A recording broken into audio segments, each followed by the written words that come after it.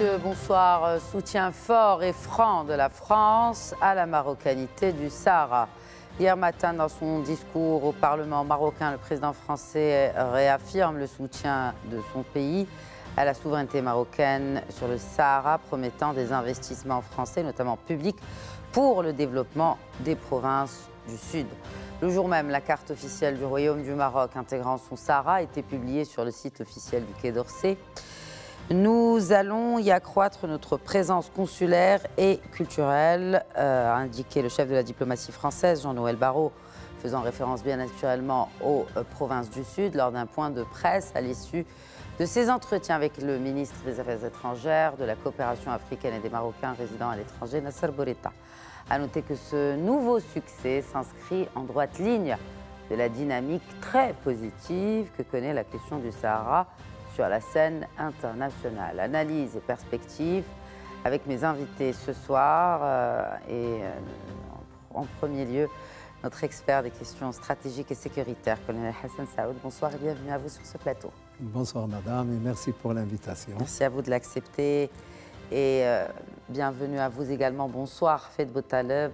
Je rappelle que vous êtes expert en relations internationales. Bienvenue sur ce plateau, à vous également. Merci pour l'invitation. La France joint donc l'acte à la parole et publie sur le site officiel de sa diplomatie la carte du Royaume dans son intégralité. Je vous propose d'écouter à ce propos le ministre français de l'Europe et des Affaires étrangères, Jean-Noël Barrot. Il s'exprimait hier à la suite de ses entretiens et son entretien bilatéral plutôt avec le chef de la diplomatie marocaine, Nasser Bourita. Écoutez.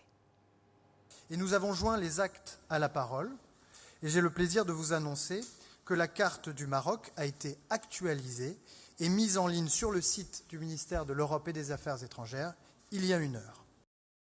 Colonel Hassan Saoud, c'est une page nouvelle qui s'écrit dans les relations bilatérales entre Rabat et Paris. Comment analyser les contours de cette action du Quai d'Orsay, de la diplomatie française? C'est on ne peut plus explicite et on ne peut plus clair.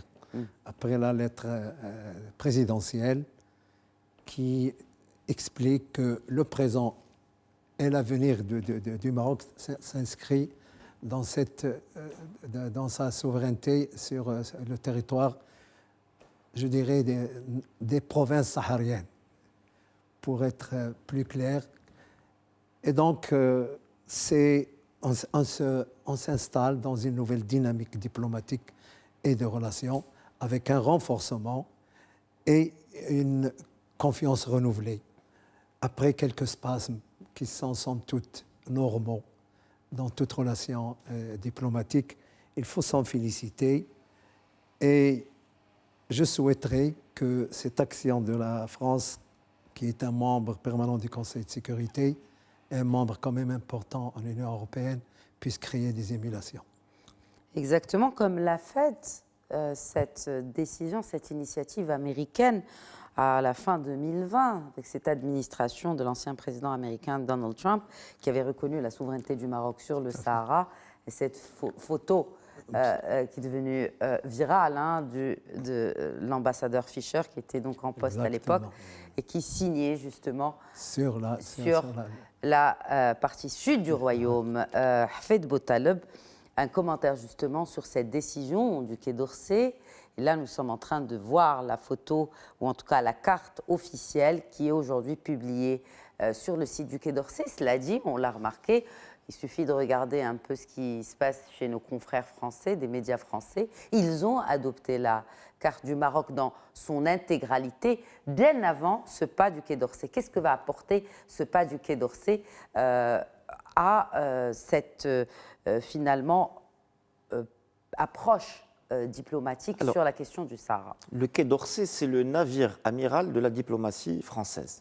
Donc, en adoptant cette carte, c'est un signal à tous les services diplomatiques, consulaires, partout sur Terre qui dépendent de la République française, pour leur signifier que dorénavant et désormais pour la France, le territoire marocain, il est représenté par cette carte-là. Et donc finalement, c'est un processus, c'est une démarche qui couronne ce processus je dirais peut-être réconciliation, mais surtout ouvrir un nouveau livre, comme l'a dit le président Emmanuel Macron, qui avoue avoir repris les mots de Sa Majesté. C'est Sa Majesté qui a parlé de nouveaux livres. Et donc, c'est un geste à la fois qui est de petite portée, mais qui à la fois est aussi très important. Ça veut dire, oui. dans les faits, cette carte sera adoptée par tous les services consulaires. C'est-à-dire que si on rentre dans une représentation diplomatique de la République française dans les 4 coins de la planète, c'est cette carte. Oui, si et puis dans les dom-tom, les territoires qui dépendent de la France, tout ça, oui, bien sûr, bien sûr. Et même en France, il faut le dire. Et même en France, bien sûr. Et même en Algérie. Même en Algérie, oui, oui, oui. Comme ça l'est le cas pour l'ambassade des États-Unis en Algérie. Colonel Hassan Saoud. C'est une représentation des diplomatiques. Elle est souveraine. Elle est obligée de se mettre bien à sûr. jour par rapport au ministère de tutelle, et c'est normal. Je voudrais revenir avec vous, puisqu'on parle de l'Algérie, de cet extrait du discours du président Macron hier au Parlement marocain. Je cite Emmanuel Macron, je le dis ici aussi, cette position n'est hostile à personne. Elle permet d'ouvrir une nouvelle page entre nous, comme avec tous ceux qui veulent agir dans un cadre de coopération régionale en Méditerranée, avec les pays voisins du Maroc et avec l'Union européenne. Fin de la citation du président français. Une allusion claire aux voisins de l'Est, mais aussi à l'Union européenne, et notamment, pourquoi pas, à cette Cour de justice européenne. Colonel Saoud. Vous savez, ça vient corroborer ce qu'a dit Sa Majesté bien avant. Le Grand Maghreb, c'est l'idéal de tous les peuples. Et il exhorte, il y a une main tendue. Et donc, ça vient justement renforcer une attitude française jusqu'ici, un peu dans l'équilibrisme aléatoire, et qui, compte tenu de la légitimité de la cause, de la réalité historique de ces territoires marocains à 100%, et surtout qu'ils se sont rendus compte, à mon avis, que la prolifération des États dans des régions comme ça ajouterait au désordre. Et je pense que c'est fait pour, évidemment, certainement, pour essayer à un moment donné de faire dans la médiation, mais je pense que c'est de nature. Si la diplomatie algérienne est mature, à changer un peu de logiciel, parce que notre intérêt à tous, c'est dans le Grand Maghreb. Et le Grand Maghreb, avec Maroc-Algérie, sans faire de parallèle BA, c'est à peu près France-Allemagne pour l'Union européenne. Et ça ne peut que tirer la région vers le haut, et par-delà tirer le voisinage vers le haut. J'espère qu'ils entendront. J'espère que cette rigidité d'une structure militaire qui a les commandes puisse revenir à la raison, parce qu'il y a aujourd'hui une espèce de gisement de réconciliation à explorer. De réconciliation et d'opportunité aussi. Tout à fait. Parce que l'intérêt est aussi économique, qu'il y ait réconciliation, qu'il y ait ce Grand Maghreb. Et les opportunités sont juste énormes. Si effectivement il y a union, parce qu'il s'agit de l'union de ce Maghreb qui devient de plus en plus une chimère, Feth Boutaleb. Alors, il faut rappeler le Maghreb, effectivement, c'est quand même une aspiration des peuples, notamment au moment des années 50-60, qu'il y avait une convergence des luttes au moment de l'indépendance, des luttes pour l'indépendance, et que c'est inscrit dans notre Constitution. Maintenant, oui, on constate qu'il y a une impasse qui est absolue et qui s'inscrit sur le très long terme, malheureusement. C'est-à-dire qu'on est quand même, on n'a rien, aucun signal qui puisse faire penser une seconde qu'on n'est pas dans une impasse de très long terme. Nous sommes donc dans une impasse au Maghreb du très long terme. Et puis ça a été confirmé par les récents déplacements du Maghreb à 3 ou du Maghreb à je ne sais combien, à 4. Bon, le Maghreb sans le Maroc. Bien sûr que ça fait pchit. Et bien sûr que ça fait pchit. Bon, à part les médias officiels d'État, en Algérie, personne n'en a parlé. Oui, personne n'en parle. Donc, il y a le Maghreb, certes, et il est un choix important. Mais nous, Marocains, nous n'allons pas rester en train d'attendre dans cette impasse. Il y a face à nous l'Atlantique, et il y a cette vision royale du Maroc atlantique. Il y a aussi le grand désert du Sahara. 10 millions de kilomètres carrés, aussi grand que tout le Canada. Ce grand désert du Sahara, nous parlons du Sahara marocain, mais il y a un Sahara algérien, un Sahara malien, un Sahara libyen. Tous ces pays ont leur Sahara. C'est un destin commun aussi, Sahara nigérien. Donc, il y a la Méditerranée au nord, il y a ce grand désert du Sahara qui est comme une mer intérieure de sable au sud, et à l'ouest, il y a l'océan Atlantique. Et entre les deux, il y a le Maghreb, au nord de la Méditerranée et l'Europe, et au sud, il y a les pays du Sahel. Et ça, c'est cet ensemble-là, ce grand ensemble qui dépasse très largement le Maghreb, sur lequel le Maroc aujourd'hui parie. Puisque nous ne pouvons pas rester tributaires d'une situation d'impasse, et aujourd'hui, nous sommes résolument passés à cette nouvelle option qui est celle de l'Atlantique, du Sahel, de notre relation avec l'Europe. Du multilatéralisme pour défendre nos intérêts sans passion, sans rancœur, sans idéologie, sans autre agenda, si ce n'est l'agenda de l'intérêt du peuple marocain d'abord. Et on l'a vu hier, il y a eu ce discours d'Emmanuel Macron empreint de beaucoup de reconnaissance, puisqu'on parle de reconnaissance de la souveraineté marocaine sur le Sahara, il y a reconnaissance aussi, colonel Saoud, du modèle marocain en Afrique et dans le Sahel. On ne peut pas dire que la France a réussi dans ces régions. Et oui, malheureusement, c'est une phase où il y a un recul français regrettable. Et il se trouve que le Maroc, dans sa diplomatie depuis son indépendance, s'était toujours inscrite dans le dialogue, dans la conviction. Et on n'a jamais quitté l'Afrique. Nous avons quitté une organisation qui a mis de côté le droit international pour adopter une position qui ne nous intéressait pas. Aujourd'hui, le retour dans l'Union africaine, le Maroc, grâce à la diplomatie royale, a engrangé des succès incontestables, et la France en est consciente. Le pays en est conscient. Est-ce que c'est l'une des raisons pourquoi la France soutient le Maroc dans le dossier du Sahara? Absolument, il l'a dit, des opportunités dans le Maghreb, dans le Sahel et en Afrique. C'est le discours du président.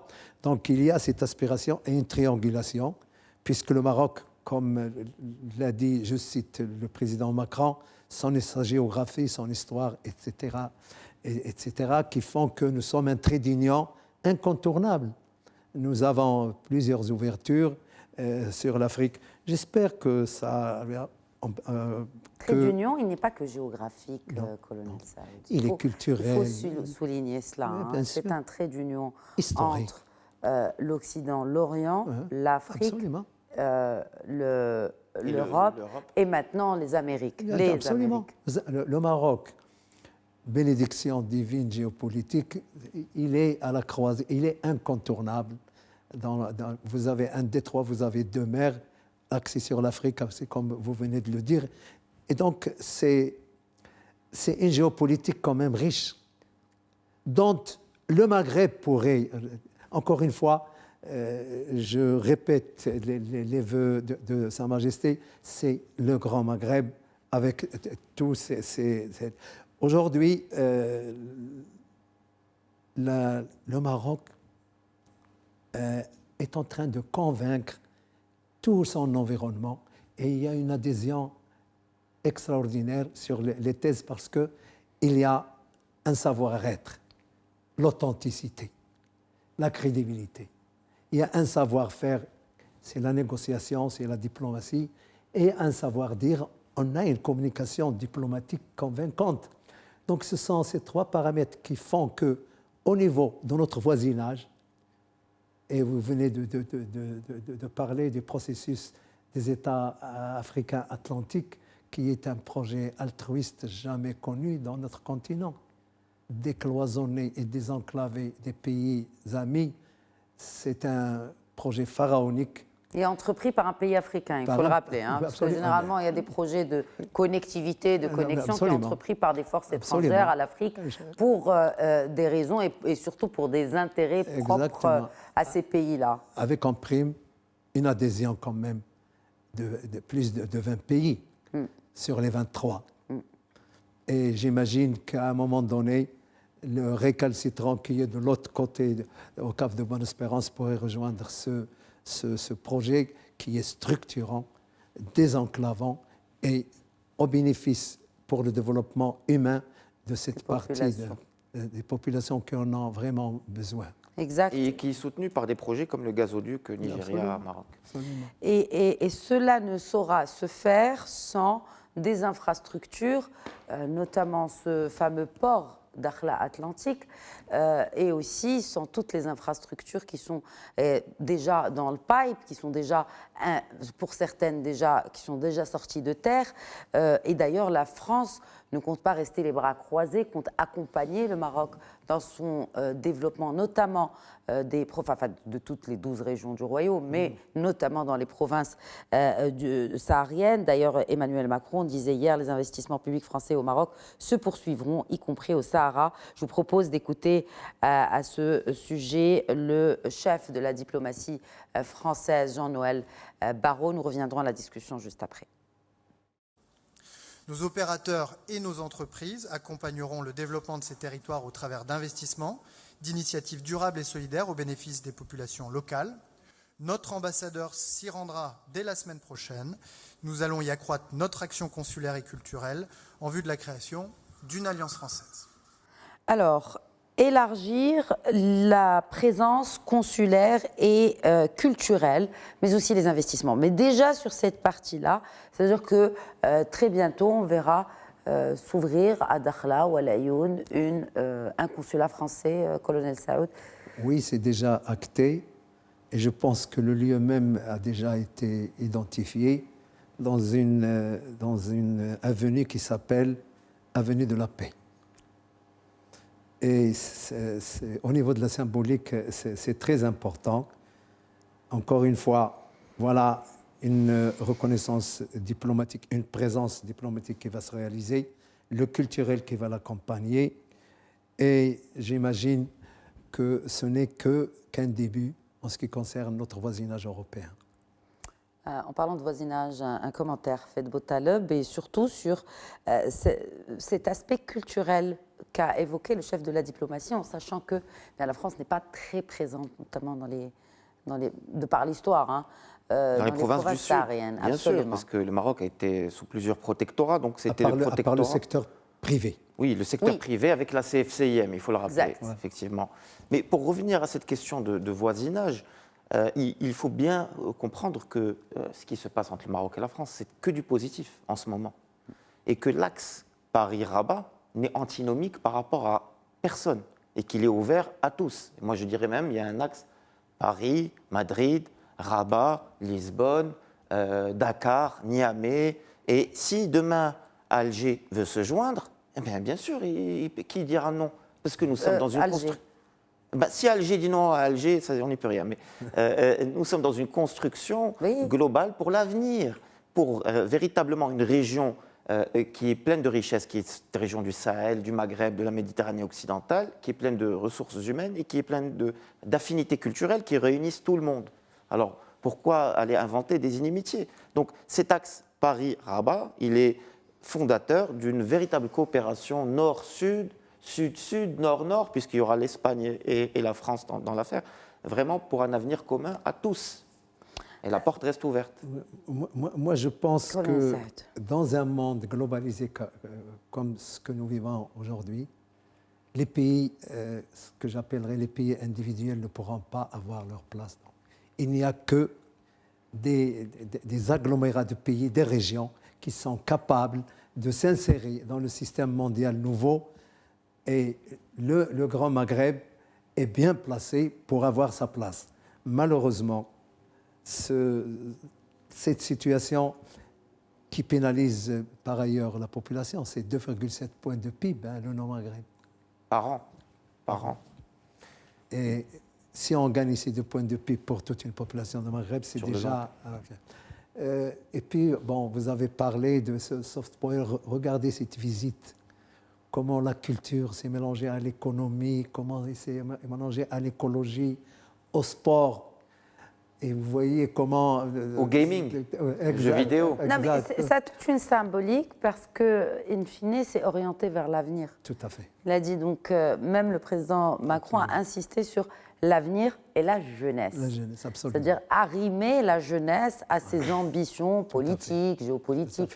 Certes, il y a la puissance, n'est-ce pas, colonel Saoud, on en parlait juste avant le début de cette émission, il y a la puissance de la réelle politique et il y a la réalité de la jeunesse, de la politique publique en faveur de la jeunesse. Absolument. Et surtout pour le Maroc et le reste du continent africain. Nous sommes dans une réalité et l'avenir, il appartient à la jeunesse. Mais c'est à nous de préparer cette jeunesse dans toutes ses dimensions. Et cette visite, évidemment, consacre la volonté de donner de l'espoir à une jeunesse qui en a réellement besoin. Et je pense que les 20 ans qui sont passés ont été quand même réservés beaucoup à la jeunesse, à sa transformation, à ses besoins. Un quart de siècle de toutes les réformes et qui vont dans le sens de la jeunesse, de la femme, des droits et tout ça. Et la France le sait. Vous savez, la France connaît mieux le Maroc que l'Espagne, il faut le savoir. S'il y a un pays... Malheureusement pour l'Espagne, parce qu'ils sont passés à côté. Parce que toutes les péripéties historiques importantes sont avec nous, même si le système était un système de protectorat, et on les connaît. Et Hassan II a dit, malheureusement, le Maroc vous connaît plus. Et là, il commence à nous connaître. Et la réelle politique, comme vous l'avez dit, elle est en train de prendre le dessus. Et je reviens à cette expression, un nouveau livre, parce que d'habitude, ce qu'on dit, le mot usuel, c'est on va sur un nouveau chapitre. Ce n'est pas le terme qui a été utilisé. C'est vraiment un nouveau livre. Non. Alors, on s'imagine, imaginons-nous en l'an 2500. Est-ce qu'on parlera toujours de ce passé commun, de colonisation? Plus personne n'en parlera, ce sera dû oublier totalement. Alors, au lieu d'attendre jusqu'en 2500, on commence en 2024. Dès maintenant, en ayant tiré, non pas oublié, mais en faisant en sorte que ce passé ne soit plus un acteur du présent et de l'avenir. Le passé, c'est le passé. Ce sont les métiers de demain. Quand je vois les conventions, énergie verte, décarbonation, dessalement, ferroviaire, ça, c'est les métiers de demain. Et c'est comme ça qu'on construit une relation durable pour l'avenir. Et l'histoire reste pour les historiens. Pour les historiens, et la mais mémoire. aussi pour la mémoire. Et d'ailleurs, le président y a consacré quand même une bonne partie. Il a commencé avec l'histoire, son discours devant les parlementaires hier. Et aussi cette invitation qu'il a adressée à Sa Majesté le roi Mohamed VI pour signer un nouveau cadre stratégique bilatéral en 2025 et à une occasion spéciale. Comme il a choisi, le président Macron, le 25e anniversaire du règne de Sa Majesté le roi Mohamed VI pour oser finalement ce soutien fort de la France à la marocanité du Sahara, eh bien là, le président Macron a choisi l'occasion du 70e anniversaire de la déclaration qui scella l'indépendance du Maroc de la France à la Celle Saint-Cloud. C'était le 6 novembre 1955. Quelle symbolique. Invitation d'ailleurs qui a été acceptée par Sa Majesté le Roi.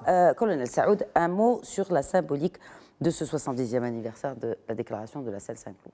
Oui, c'est ce qu'il y a de très important en ce qui concerne notre liaison avec la France.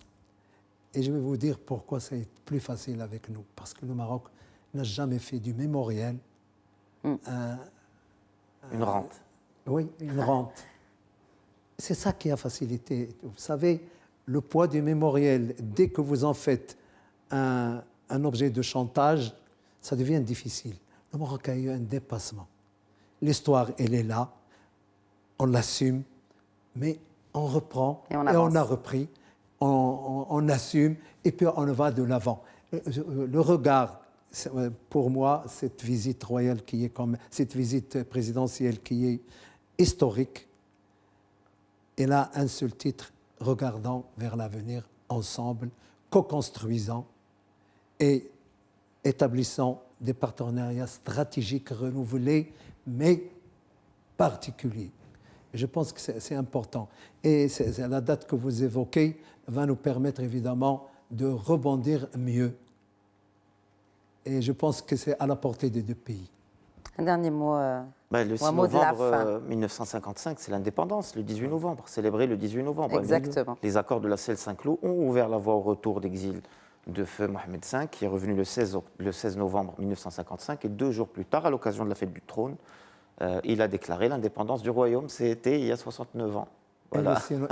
Et la marche verte. Et la le 6 marche novembre, verte 20 ans le plus 6 tard, novembre c'était la date de la 1975. La marche verte. Qui est la Bientôt, deuxième indépendance du royaume. bientôt 50e anniversaire Ouais. et peut-être qui va révéler des nouveautés Absolument. dans ce dossier du Sahara. Merci beaucoup. Avec Hafid plaisir. Boutaleb.